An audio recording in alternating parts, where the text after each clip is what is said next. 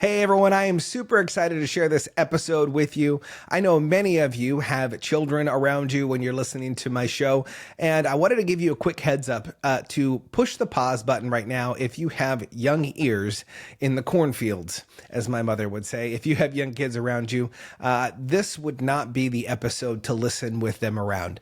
This episode is absolutely powerful. We have some amazing discussions. There's some amazing transformation that we talk about. However, the conversation is not suitable for kids. So in this episode, we talk about abuse and we talk about suicide. And I wanted to give you a heads up to make sure that you didn't have those ears around you. It's absolutely a phenomenal episode. I love getting to dive into Wendy's story. And I know that you're going to find some incredible value just as much as I did from just sitting down and talking with her. So with that, enjoy this episode.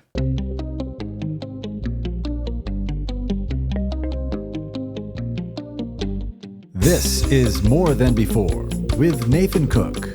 Hey everybody, welcome back. We have an incredible guest today. She is a transformational coach, speaker, an author of two absolutely powerful books. One of those books, Remarkable You, and her brand new book that is out, Unmask, Stop Hiding, Start Living. Man, it is a phenomenal book. She is a personality on two national radio stations in Australia. She has a huge heart for people who are trapped behind false identities. You know, we put these identities on, and she's the perfect person to come on to the show. And I'm excited for her to give us and share with us some of her wisdom that she has gained over the years. Wendy Burns, welcome to the show. How are you today? Oh, well, thank you, Nathan. How exciting to be here from beautiful Darwin, the top end of Australia. Don't you love technology that we can be so close but yet so far? Yeah, you know, it's so funny because I was thinking about this. Like, one of the things that I love about the ability to connect with people from all around the world is that with the topic that I love to talk about on the show is this piece of identity of who we're created to be and how we're supposed to live that out in our daily lives. And it doesn't matter if you're in Portland, Oregon, or if you're on the other side of the world in Australia. We all are searching for purpose. We're searching for meaning in our lives. But I think even more so, what most people don't understand is we're searching for identity. And that, man, once we find that identity, everything in life just starts to blossom. It starts to open up just like a beautiful flower. Wendy, when we first met, I mean, we had a lot of interactions of passing by each other. And I'm like, you know, Wendy, she's the really cool Australian gal. Like, I don't know, there's something about an Aussie accent that just is exciting to me. I don't know, Aussie and Irish. Those are the two accents that I think are just amazing. After we had a couple interactions here and there, we actually were at a conference together. During that conference, you and I were both going for an opportunity to speak on stage. I would love for you to tell the audience that story specifically, because it was one of the most raw and real moments. Like, and if I remember correctly, I remember you telling me actually that it was the first time you'd ever shared this incredibly deep and really emotional story in your life. Yeah, sure. It was a very emotional moment for me because my story, and I don't know if you want me to go into my story yet, but I'm just going to talk about what happened in that room, right? I had the absolute privilege of sitting next to this amazing man that's now facing me today on this screen, Nathan. And when you go for this opportunity on stage, you practice your talk, what you're going to share. And mine was a really personal, very deep story that I'd never shared with the world, right? It's not a story that you would freely say, hey, this is my story. Not until you put it in a book, right? Then everybody knows. And I had practice and practice and practice, and my turn came. And I went on stage and I couldn't even remember my words. The words they just wouldn't go together. They wouldn't come out. I was incredibly emotional with it because of the fact that I was speaking it out. And when you speak something out, it becomes real, right? Otherwise, it's just in your heart and in your mind. But Nathan kept encouraging me. You've got this, you can do it. And our speaking coach at the time kept saying, come on, you've got this. You have another go, have another go.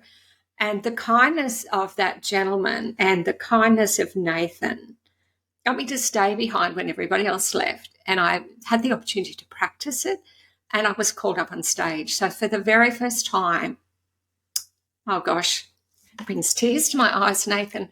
I got to share my story of how the world tried to rip off who I was created to be, which was a incredible moment of standing on stage. But it happened because of the encouragement from Nathan, the encouragement of our friend called Roddy. We never know what we'll do by encouraging somebody. And because of that moment, and because of the standing ovation my story got in that auditorium, I realized that my story had power and that my story was one that needed to be shared. Man, and you guys, like, her story is just so heart-wrenching to hear, and the transformation that happened in her life is just absolutely spectacular. And we might get into that a little bit today. We'll see where the conversation takes us. But I do remember very specifically sitting in the audience. You know, we had this interaction. You know, she kept going over her talk over and over, and I remember just seeing you going, man, like, it's okay. Like, there was an emotional piece where you're like, I'm trying to keep myself together on stage because I want to be professional. I want to be able to share it without getting highly emotional, right? I want to control myself. And if I remember correctly, it was something along the lines of like, that's part of your story. It's raw, it's real. That's what's going to connect with people.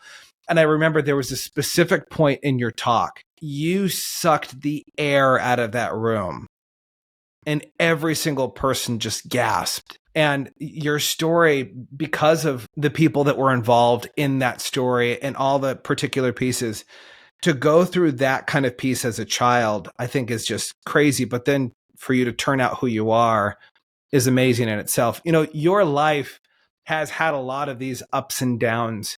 I'm curious, you know, we could go into that story. We can go in, I think you have a lot of stories that kind of revolve around this, but I'm curious, what are some of those big stories that were early on in life that you reflect back on and you say, man, because this happened to me, right? Not necessarily that you made it happen, but it happened to you, you experienced it.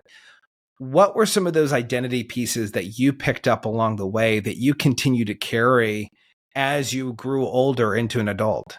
And that's a really great question, because isn't that what happens? I think it's Oliver Wendell Holmes that says we're tattooed by I know I'm quoting it wrong, and I've used it when I've spoken, the environment we're born into. We're tattooed by our tribe, right?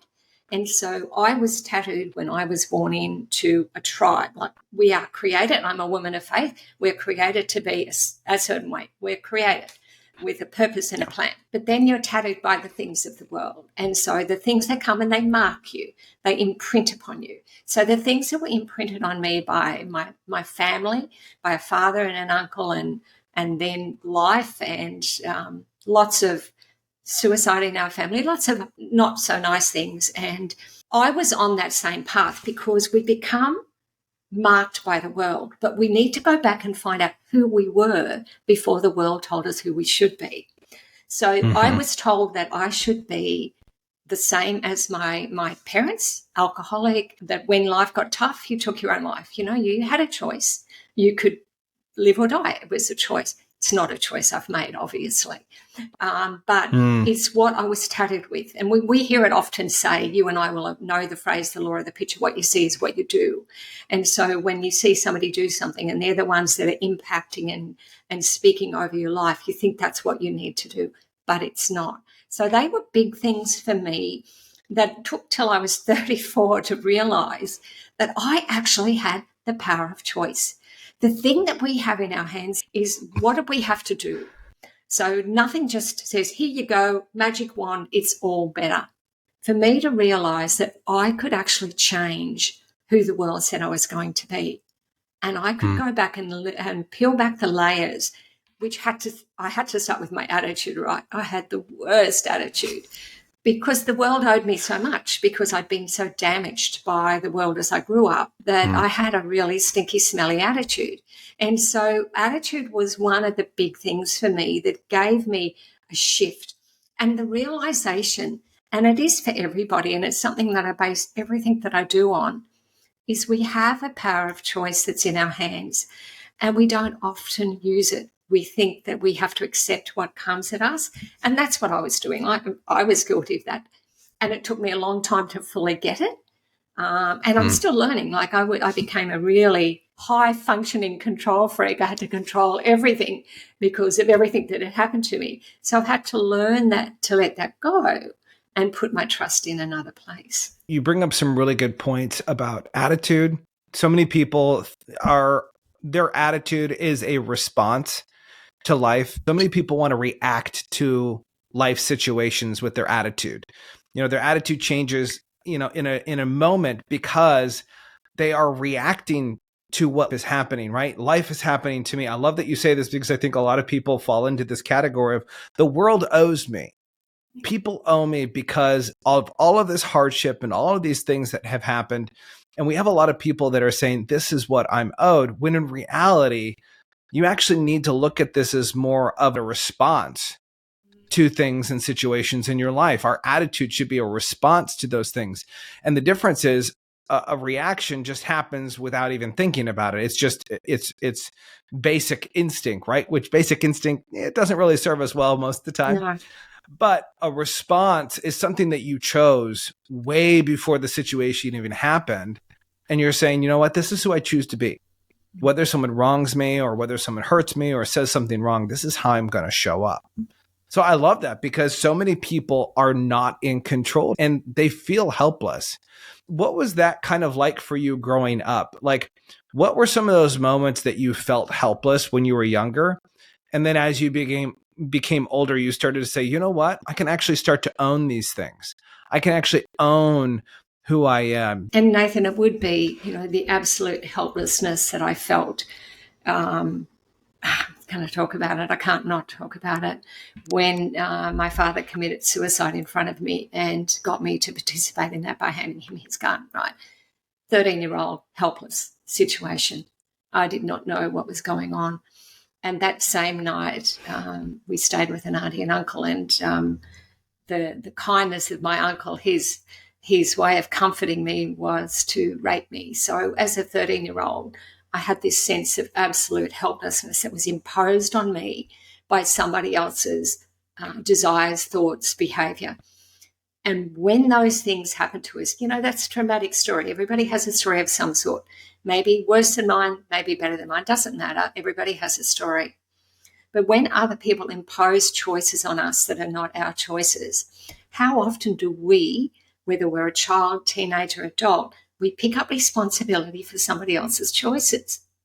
And it took me a long time to realize that I wasn't responsible, even though I wore that responsibility, like to the point that it nearly took my life, to realize that I'm not responsible for somebody else's choices.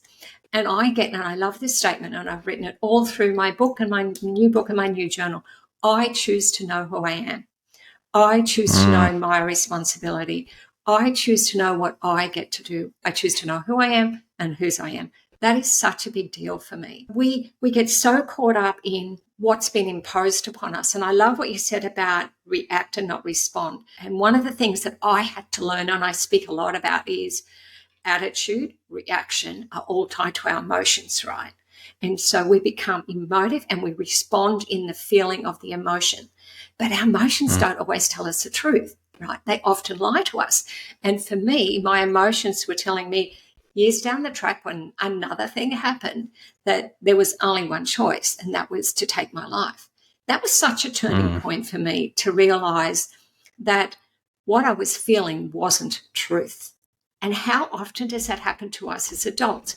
What we're feeling isn't truth, and we have to peel back the emotion and say, well, what's the truth of this circumstance that I find myself in? What's the truth here? What's this about? And that was such a turning point for me that took me on the road of where I am today. It's so powerful that you say this, because so many people right now are so lost, and what they're feeling isn't truth, right? We have so many crazy things going on in this world, and there are things that people are falling into, these beliefs that aren't real, and people are falling into them, and they're swallowing it hook, line, and sinker, right? It really is crazy, because I really wish that people could take a step back from their circumstances and do what you're talking about right now. In fact, I'm actually curious, what would you say to someone who maybe wants to question that piece of truth of like, is this true in my life? Should I be believing this? What was the process that you went through in your life? Maybe back when you were wrestling some of this stuff, what did you start to go through? Questions you asked that helped you to process what was truth versus what was a lie or what was a falsity? And that's another great question. It's so important. And I teach on this particular question all the time. So we have to peel back. We have to stop in the moment, stop and think about, okay, this is what I'm feeling. But let me just peel back the feeling, and we name the feeling. So you could say, if we name it, we actually, when you name the feeling or name the emotion, it actually diffuses it. It takes the sting out of it. So I'm angry. Okay. So why am I angry? What is the truth of that? Am I angry because my husband left all the dishes on the sink and didn't pack the dishwasher or wash up while I was at work? Making light hard of it, but you know what I mean. Am I angry? Hey, don't be that? bringing me into this here, Wendy. You can't just be don't tell everyone that I'm doing that. Let's keep this a secret. Or No. is the truth that I'm really exhausted. I've had a big day at work. I've come home. The traffic has been bad. I've come in. The kids are crying. The dishes are on the sink. So what am I going to do? I look at the sink and I take it out on my husband. If I just stop for a moment and breathe, what is the choice I've got here? What's the truth? The truth is I'm tired. No, there's been a lot going on. What if I stop and just look at the truth and not get caught in that roller coaster or that wave that comes of emotion? Because emotions are like waves, right? We get to choose which one we'll surf. And some we should surf. There's some emotions are not all bad, but we learn to shepherd them in a different way and just stopping. And what's the outcome that I want? Okay, the dishes are all over the sink. Do I want to have a fight with my husband? Or what is the outcome that I want in this situation? I want a peaceful home. I want a peaceful dinner. So maybe we pack the dishwasher together later, whatever it is. But you just come back and you shepherd your emotion in a different way. You just don't let it drive the bus, right? Or we don't let it take us surfing on every single wave of emotion that comes at us. Lots of analogies there for you. I love the analogies, though. Like they're just so solid. And like just imagining the waves of emotion constantly moving that kind of toss you around. And I love this practice that you give everyone because it is so practical. Like and not just thinking in your head of going, oh, that's anger. We're like literally speaking out. I'm experiencing anger, right? I'm experiencing sadness. And what's interesting is there's something about like speaking it, even writing it out, hearing it apart from you and seeing it away from your body. There's something about that where you can actually start to process that and go, okay, this is really interesting. How do I want to move forward with this? By the way, this, if you guys are listening, which I hope you are really intently taking really good notes, because she is dropping some seriously good stuff. This is huge. When you are even in some kind of altercation with a spouse or a loved one or a friend, you have to ask yourself, if you're extremely emotional, you have to ask yourself, what is the outcome that I desire? Yeah. Because immediately you want to lash out. You want to make your point. You want to be the one that is right, whatever that is, that emotion that causes you to go, you've got to stop, pause for a moment. And you have to ask yourself, what do I really want in this situation? Do I want a household? Do I want a friendship? Do I want a life that is constantly in conflict? Or do I want to be okay with just letting this go? We can talk about this in a moment where we're both not heated and move forward with it. That is so remarkably good. There's two words I hear people talk about that have had a lot of past trauma, a lot of things going on. I'm not a psychologist, but I have met a lot of people, and just like you, who have had a lot of hurt in their life. And there's two words that I think that we use interchangeably. We use them synonymously. And those words are guilt and shame. Wendy, I know that you've done quite a bit of work on separating out what these two terms are, guilt and shame. For the average listener who might be using them interchangeably, how do you define what guilt and shame is? And how do you work through that once you've identified which one you're dealing with? And these were words, guilt, shame, that became little demons in my soul that stayed there and tried to control my life, to be honest. Guilt and shame are nasty little creatures. And Shame is imposed on you. We impose it on ourselves. It's imposed on us by others. For example, the night that my uncle raped me, my auntie told me that it was my fault. So that I should have been ashamed of myself. So I picked up shame, right? I've had guilt. I was guilty because it was my fault, right? And then she imposed a shame on me. So I carried that guilt and shame and all the little hanger-oners that come with that worthlessness, hopelessness, all of those things. We need to come back again with the emotions because guilt and shame are attached to emotions. We have to go back and unpack what is truth. And I work a lot with women when they talk about the shame they've carried or the guilt they've carried over this or that. We go back and we unpack them when we think about, well, what is actually tied to that? And again, what is truth? So shame will be imposed on us by ourselves or by somebody else. We're ashamed of what we've done. What's ashamed? I feel guilty. I'm embarrassed. All of those things come together. And they all attach themselves to our self-esteem or lack of self-esteem, a lack of confidence, a lack of who we are. We don't know who we are. We are so lost in those emotions. But what if we stop? What if we stop and just start to say, well, let's unpack this and think about, well, what is truth, right? What is the truth again? Because always we want to come back to the truth. And it's only when we come back to the truth that we know what is real and what's not. And sure, there's times that there is some guilt we carry for something that we've done. But you know what? We do the forgiveness. We forgive, ask for forgiveness, or we forgive those that have damaged us, shamed us. Forgiveness is such a big deal, Nathan, and that was a big thing you asked earlier. What were some of the big points for me? Forgiveness was one of them. Learning the power of forgiveness. And whether you've got a story like mine or just somebody's, done something to you at work today, forgiveness is key. And often forgiving yourself for your role in that, because so many times we do have a role in those places. So for me, that's how I work through shame and guilt. And you know what? I see lives changed as people unpack this. And you mentioned earlier about the power of writing. I'm such a believer in writing and journaling it out. So, in all of my books, Remarkable You or Unmasked, Stop Hiding, Start Living, small chapters, then 3 big action chapters, action, belief, choice. So what action do you need to take? What do you believe? ABC, and what is the choice you're going to make? Because it's the ABCs in our life, the actions, the choices, are the beliefs and the choices that we make that will get us through any situation that we face. Oh my gosh, that is so good, and there's so many places that we could go with this. I want to touch on this forgiveness piece because I think a lot of people walk around constantly offended, constantly hurt by other people, and you and I both know we've had similar mentors in the past that have helped us release these types of things, and the only way that you do release it is through this process of forgiveness. Yep. I'm curious for you, what does that look like, that process of forgiving someone, and not necessarily what does that do for the other person, because it doesn't really do anything for the other spoiler alert, it doesn't No. help the other person. But what does it do for you to forgive the offender, whether that is someone that cuts you off in traffic or whether it is such a heinous act that you experienced when you were younger?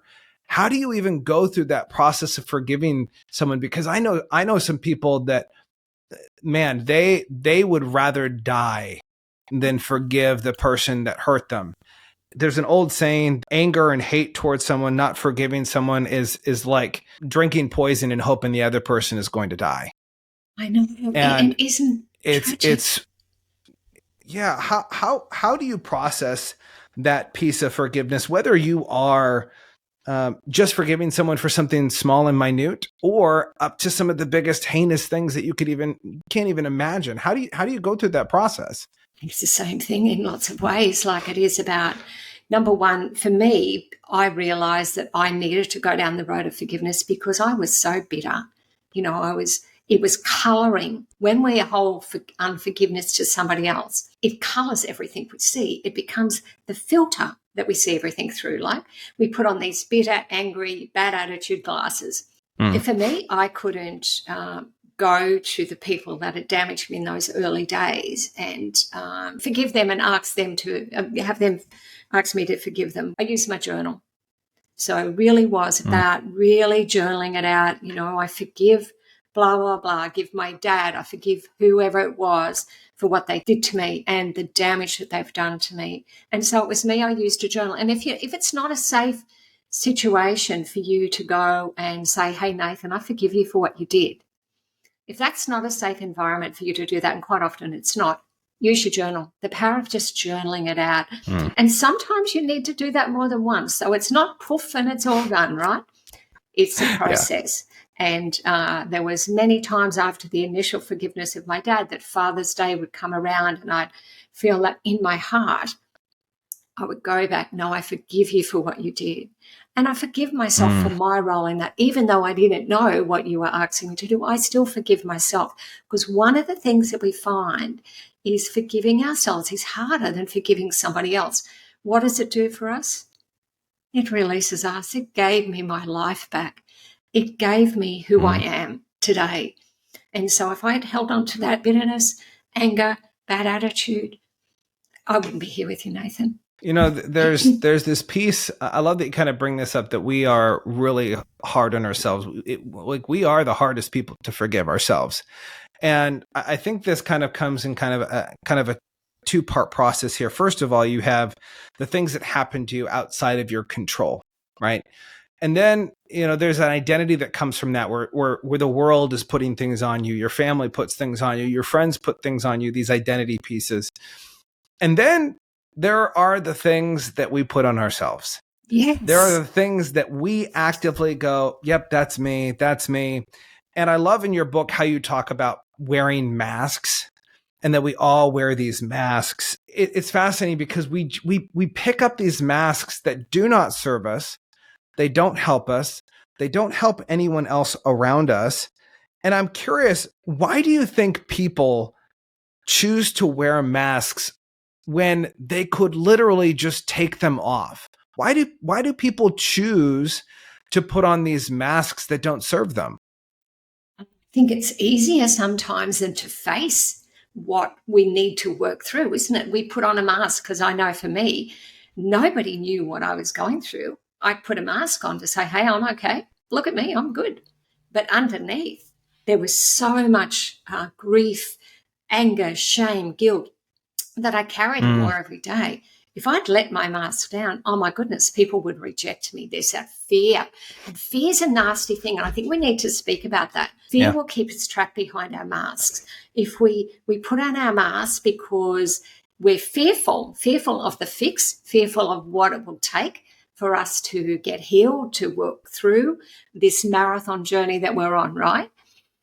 So we keep our mask on. We're fearful that we'll be rejected.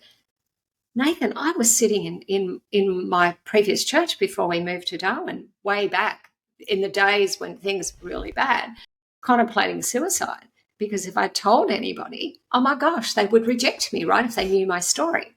A lie, a lie, a lie. It was a feeling, emotional lie. It wasn't my truth. And so we wear a mask to hide what's behind us, and we wear more than one. Don't we? We wear one for this situation and one for that situation, to the point that we don't know what we're wearing anymore and we lose our identity. We said that in the very beginning. We have all these false identities. And it was only as I dropped my mask that I realized that I am actually a really good person. And I have the power to turn what was meant to take me out to now empower others to know their truth of who they are. And I love that. So when we drop all of that, we work through, it's a process, right? Dealing with the regret and the emotions and the forgiveness and the attitude and all of those things. But as we do, we have this powerful testimony. We have this story. And I was speaking on ABC Radio about the power of our story, right? You never quite know whose life you will change when you share the story, right? And so we can't share it until we have dropped our masks and we're ready to say, this is the truth of what happened. And I know who I am. That's when we get to wear no mask. We know ourselves, Nathan. When we were in pandemic crisis, how horrible it was to have a mask covering our identity, who we were, right? That was pretty horrible. So much we hated about that. But we wear those invisible masks that cover our identity all the time. And it takes incredible courage to be able to drop the mask. I talked about fear. Fear doesn't have to be this big monster that's in front of us. Fear is our little quiet voice in our ear that says, you're not worth this. You're not worthy. They're going to reject you. This, that, something else. Doesn't have to be a big thing. But it's the courage that's inside everybody. And everybody has courage within them. Everybody has it there. And it's that door that's inside of us that only we can open. The door with the handle on the inside. And we need to open that door and step through. And the minute we do it, the first step we take through and say, I see you, but I'm going to go ahead anyway, everything changes. And then we continue with those courageous steps. Back on stage with where we spoke about at the beginning, when they called my name and I went up on stage, that was my first courageous step to share my story. To see how far you've come since then and the doors that have been opened up to you because you took that step to be transparent. Often I say this behind closed doors very often, which is transparent lives transform lives, because it's within our transparency and our brokenness that we share our stories. It really does help other people to open up. Your life has been one of these stories, a testament to people, a catalyst to helping other people open up to begin their transformative lives. Because at the end of the day, each and every one of us are exactly with what Wendy's talking about right now, that so many of us wear a mask. We put masks on with our family. We put masks on, sometimes we leave them on and we go to work and we put another one on top of that, or we take one off and we put one on, and we're constantly shifting between one mask to the other. And we go, man, I just don't understand why I feel so displaced. I feel like I'm removed from people. I feel like there's something that's missing and wrong. But really starting to explore your story, you don't have to have a crazy story like with what Wendy's talking about. You could have, like, if you've gone and you've listened to some of the previous podcasts so far for this season, that there are stories of people who have not had these types of situations, and yet they still had to go and learn about their stories and who they are. But what I'm really curious about for you, Wendy, is when you're sharing your story, your testament, right? All of these hardships, but also the transformation, who you became along the way. How has that aided in the transformation of other people? And how has that opened up doors to you today that wouldn't have been opened if you were still wearing the masks that you used to wear before? I think the first part of that question, how has that aided others? I think it's if they know somebody that can get through what I've got through, right? So what was meant to take me out has been turned around and is now impacting others' lives so that they can get through. So you choose not to be a victim. I choose to know that I am not a victim. I choose to know that I'm victorious. And so knowing that I can share my story, not to say, hey, look at me, how great I am, never. That is, the minute I do that, I never want to share my story again. This is about sharing my story to say, you know what, you can get through this. It is possible. You have to take the journey. It's not a sprint, it's a marathon. We have to do the work and be intentional, but you can get through it. And because I did that, this is where I am today.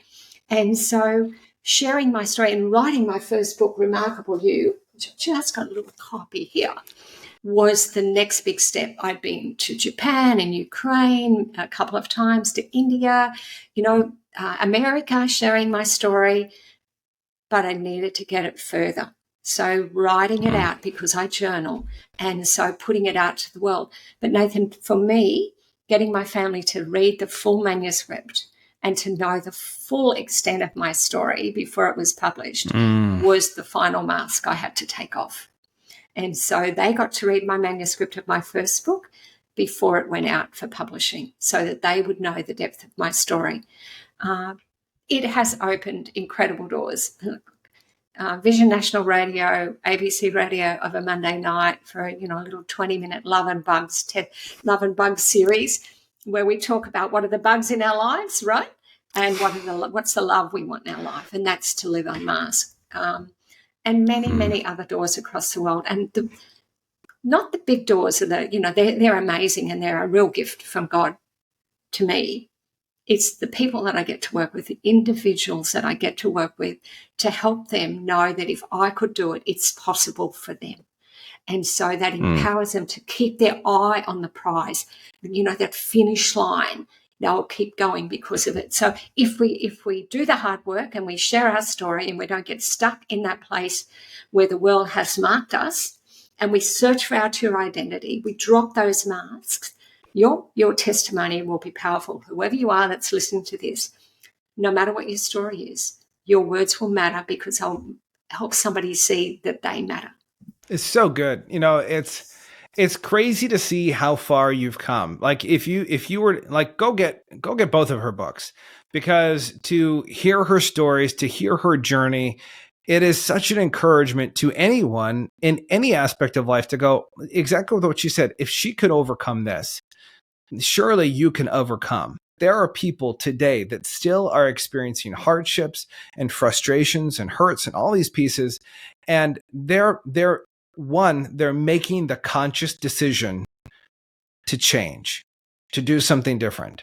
Whether that's within their attitude, whether that's how they're showing up, whether that's in breaking generational, Yes. hurts and bondage that comes up. Yeah. There are so many things that we carry from our past that we need to let go of. In fact, that actually is a question I want to ask you here, Wendy. To the lay person that doesn't know you, you weren't always this bright and shiny person. Like you weren't probably always this great as an orator, being able to speak, right? Like your education, if I remember correctly, was not stellar. How did you, tell us where you started, even from an educational point to where you are today? Because for myself, I grew up thinking that I was dumb, that I wasn't smart. Even though there were people around me that said I was smart, I never felt like I was smart. And even through all of my schooling in high school and college, I never felt like I was smart enough, which is crazy because people today, we have these conversations and they're like, wow, that's really amazing what you said. And I'm like, well, obviously it's not me. That's got to be a God thing at the end of the day. And, but they look at me and they're like, no, you have some really great insight and words to speak. And that has been a challenge my entire life. That's been an identity piece that I've had to let go of. So for you, what was your journey through education to get to where you are today? In terms of education and knowledge and wisdom and all those pieces, what have you had to release in order to pick up what God has called you to deliver today? Another great question, Nathan. Look, I had no education. I went to high school to about year 9. So I looked after my mum after my father had committed suicide. I looked after her before she committed suicide many years ago on my birthday, on my 18th birthday. So I picked that role up. So I didn't have any education. I went straight into the workforce, which was pretty dramatic for a 15, 16-year-old at that time. So I didn't think I had anything to give. And that went on for quite a while. And I started to put myself through some technical school training, a little bit here and a little bit there, but still thinking I had nothing that was worthwhile. So I come from no masters of degrees or anything like that. I've got life degrees. I've put myself through a coaching program, so I know how to intentionally coach. I'm a mediator. I've put myself through that. But even those things, they're just tools, right? They're just tools. What I've done is I've learned to listen, and I've learned to become who I was created to be before the world told me who I was meant to be. So I needed to come back and find out who that was, and so that I could live fully in my purpose. So it doesn't matter if you've got no education. You will find a way, but you need to take intentional action. And it was me taking, how can I learn? What do I need to learn? How do I apply that? What does that look like for my life? How do I help somebody else apply that if I don't understand what that means? So it's been a process. and one that I'm still on. Like, I hope I get to do Yeah. this till the day I die, to be honest, because I love what I get to do.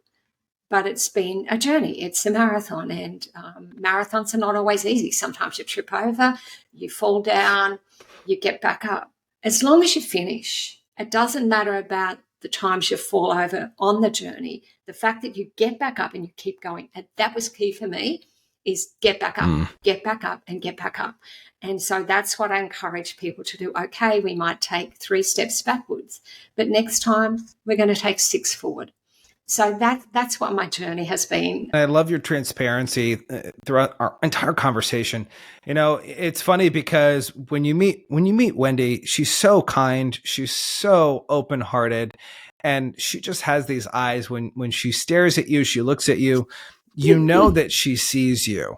You know that you're being heard. You know that she is hanging on every single word because she truly does want to know your story, because she understands how important people's stories are. I want to ask you this question because I think it's funny to me, because I have seen you in some pretty amazing circumstances, being asked to come up and talk about a value of John Maxwell. Yep. You shared the stage with John talking about attitude, if I'm correctly, Right. which is funny because this attitude piece is truly one of those things that is like at your core of understanding, okay, like I'm in control. And so from your perspective, because I think most people looking at your story would go, oh my gosh, like you have some great success. You've overcome some amazing things. Like, rah, like let's give her a round of applause and cheer for her. But I'm curious, from your perspective, what has been your greatest achievement in life up till this point, where we are right now? What would you say your greatest achievement is? Besides my family, right? My husband, my children, my soon-to-be 14th grandchild. So we've got a big family. So the fact that I have this generational inheritance has changed. That's been a huge achievement. So just pop that aside. It's hard to put that aside, isn't it, really? Because that's my life. But I mean, that is a huge thing. It's not, I don't think we should ever discount that, because I think we discount that too much. We discount the personal side. So I think I'm going to give you two, what are the 2 greatest achievements? So you've got family. We're going to put that right up there. My family, and breaking a generational inheritance that would have taken my family the same road as my mum and my dad and my 2 sisters that have all committed suicide, right? I broke that generational inheritance. So that is a huge achievement for my family and the generations to come. The second one, oh gosh, there's been Australian Day Awards for being kind and caring to people. But I think my books, Remarkable You and Unmask, have been putting my life out there in the world for everybody to see, has been a big deal for me. And not only a big deal of writing it and getting it published with some of the most amazing publishers that we know, it's knowing that I had the courage to do that. Once it's out there, you can't take it back, right? You can't take it back. So I had the courage to put it out there with the outcome that I wanted. Remember, I went back before about what is the outcome that you want? And that is to help people find their way, to help them know who they are, and to help them know whose they are, and to drop the mask and fully live in who they've been created to be. I think that's my greatest achievement. It doesn't matter about the radio stations and all of those things. They're absolute incredible blessings that I never take for granted. But the fact that somebody would buy my book and then work through the action steps and then reach out and say, you saved my life, you changed my life. Nathan, I went to Ukraine. My second trip there, I was sent out into the middle of nowhere where the plane crashed afterwards. And I had a lady in the audience that heard my story, and she said she was going to go home that night and commit suicide because she felt like she had nothing left to live. But I brought her hope. I brought her hope by sharing the story of being able to get through. So it was the fact that I shared a story so she could anchor to a story of hope. See, we never quite know, do we? We don't know who'll listen to this podcast and say, gee, I needed to know that I could drop those masks and find that I have a life on the other side of it. And you know what, Nathan? I wouldn't change any of my life. I wouldn't change any of the bad things. And there's been a lot more than we've spoken about today. I wouldn't change any of it because it's made me who I am. It's absolutely so powerful. And I'm sure that you guys can feel it right now. She just leaves you speechless as she's talking about her journey, as she's talking about the impact that a story can have on someone's life. You know, it's funny because as you were talking, I was reminded of I was competing in a speaking competition early on in my career. And I wanted to be first. I wanted to be the best person, you know, on the docket for speaking. And I remember I was driving to that event and I got a text from one of the other competitors and he said, "Are you ready to battle?" And I felt so disgusted deep down in my soul. Like, I don't want to battle. I don't want to be first anymore. Like, I realized that wasn't really what I wanted. What I wanted was I wanted to be able to tell a story that would cause change in someone's life. And so, Yes. you know, as you were talking about this woman that comes up to you and says, you know, tonight I was going to take my own life. It reminded me of this story. You know, I had told this story at this conference about the need to forgive the people that are around us that have hurt us. We need forgiveness from others sometimes for the wrongs that we've done towards others. Mm-hmm. And then this last piece that I think was not expected was we need to forgive ourselves, because at the end of the day, we're our worst critic, we're our worst judge, and you ultimately have to give up the judge's seat and give it back to God at the end of the day. Yes. Because you and I were so bad at being a judge. We punish ourselves, we knock ourselves down, we say, you're just going to continue to pay the price for what you did wrong. And you gotta forgive yourself, and you gotta go forgive other people. And so I was speaking, you know, I just rewrote my entire speech 24 hours before the competition. So at this point, like, I didn't think I was going to place, which I didn't, and that was completely fine. But here's the kicker, Wendy. I think the conference was still going on, and these two older women, to me, they were older. They were probably maybe in their mid 60s, so they're still pretty young. But they came up to me while another talk was going on, and they said, "Nathan, we just wanted to tell you, we know you probably didn't win, but we left and we had to go call our sister. And we wanted to ask for forgiveness, and we wanted to mend that relationship because we realized that life was too short to go on carrying what we were carrying." And my gosh, Wendy, when you have those moments of sharing transparency, of sharing parts of your story that open people up to change, to be able to wrestle with those things, there is nothing like it. But it always comes back to this piece of you have to be courageous. Yes. You have to step out and have a vision for what God is calling you to. You may not know like perfectly in HD what it might be. It might be a little bit blurry. It might be a little bit fuzzy at the end of the day. But at the end of the day, we have to have a vision of, you know what, I'm going to tell this story. Even, you know, I love Les Brown. Les Brown stands early on in his career, he would go and he'd speak at a place, and it wasn't enough. And so he'd go out and he'd speak on the corner of the places that he was already, or he'd go to, you know, another part of town and he just starts speaking on the street corner because he had this desire in him to fill people, to help people change, to be different, to make a choice.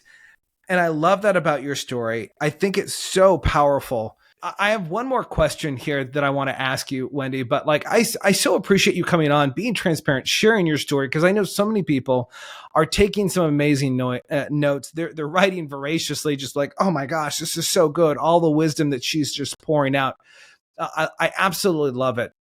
But before I ask you this question, I want to ask all of you that are listening right now, I want to encourage you, go check out Wendy's website.